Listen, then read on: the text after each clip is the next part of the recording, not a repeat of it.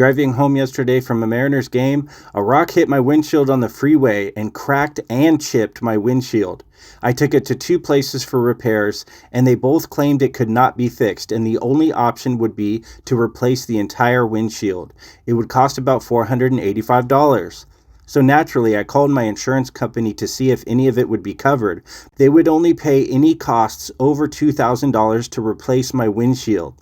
But the costs are around $480 and nothing would be covered. So instead of paying the $500, I decided to try to repair it myself.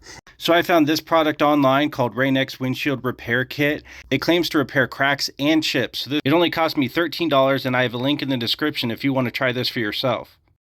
Let's go try it on my car. So it includes everything you need: a razor blade, the suction cups, the resin, and the resin driver. First, you want to clean the windshield with water and a microfiber cloth. Just keep it nice and clean. I included these suction cups that would have worked great if the chip was in the middle of the windshield, so I had to improvise a little bit and just use the applicator straight on the glass. I added about 6 drops of epoxy to the applicator.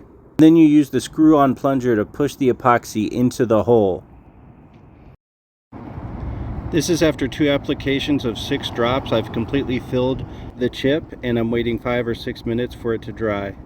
These are the curing strips that help the epoxy dry to the glass. After doing your first epoxy into the hole, you put a drop on the curing strip and apply it directly on top of the hole. This will help finalize the dry. After 10 minutes of curing, you can remove the curing strips.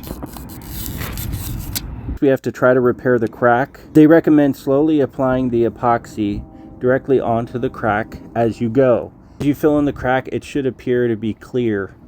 Slowly took my time, and a couple minutes I filled in the crack. There was a lot of excess epoxy. Now we'll use more of the curing strips to lay over the crack. It has to be completely replaced in the future, so I don't really care what it looks like. It's just buying me some time. If it lasts another 2 years before I need to replace it, that's a big win for me. If you still see air bubbles in the crack, you can gently apply pressure to the windshield on the inside to remove any of the extra air bubbles. After 10 minutes in the sun, you can remove the curing strips.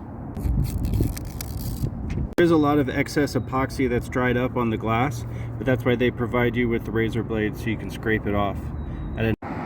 This process of removing the epoxy is taking a long time. I'm going at about a 45-degree angle to remove the epoxy, but you can see there's a lot of excess, so this will take a while. While the finished product doesn't look perfect, this was a lot better option than paying $500 right now to get it completely repaired. This could last a year, 3 years, 4 years, who knows? My view from inside the car, you can see that the crack is no longer visible. There is a lot of epoxy that did not come off, but I can still work on it with time, and the sun will help me chip it off. I do recommend using plastic razor blades versus the metal because I did scrape up some of the glass.